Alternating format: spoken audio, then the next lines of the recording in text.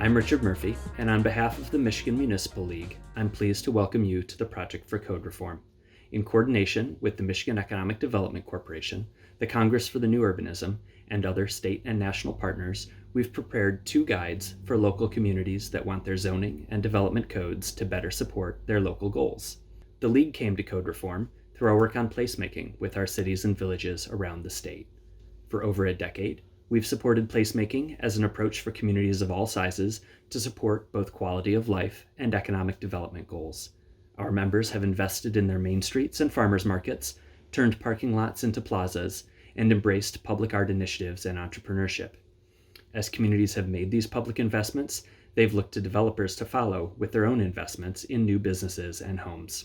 In many cases, though, communities find their own zoning codes working against them. They can't get developers to fill in that gap on Main Street or to build on the vacant lots in their neighborhoods because their codes won't permit it.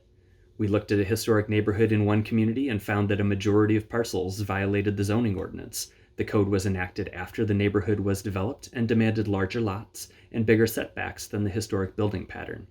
Nearly every home in the neighborhood was considered non-conforming, making it harder to put on an addition or get insurance, and the vacant lots couldn't be legally built on. We find cases like this over and over again, in fact, places where the zoning and development codes are generations old and haven't kept up with the changing needs of the community, or where changes to the codes over time have introduced conflicts and unintended consequences. Local staff end up having to wrestle with their own zoning to let desired development happen, and they don't have the budget or capacity to throw out their ordinances and write new ones. We've worked closely with our partners at MEDC's Redevelopment Ready Communities program to examine these needs and to support their training and technical assistance programs. A redevelopment ready community gives both developers and neighbors a more predictable and transparent view of how projects take shape. And to this end, MEDC has engaged hundreds of cities, villages, and townships all over Michigan in understanding how to bring their visions, plans, codes, and processes into better alignment to get better development. So when CNU first conceived the Project for Code Reform, we leapt at the opportunity to work with them. We knew our communities here in Michigan had an appetite for better development and a need for support. Redevelopment Ready Communities was empowering local leaders with training and tools for moving in that direction. And the Project for Code Reform offers a great toolkit for communities that want to tackle the roadblocks in their code incrementally, helping identify the highest priority changes that communities can make to get their codes out of the way of the placemaking development they want.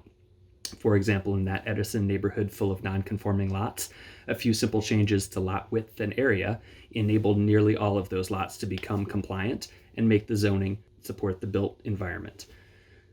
Through this collaboration, CNU has engaged with Michigan communities to identify our common needs, tap the collective experience of national coding wizards, and distill 2 guidebooks of right-now code fixes that can enable better development, whether that's filling the gaps in our historic neighborhoods or creating new nodes of activity on our aging suburban corridors. Welcome to Code Reform.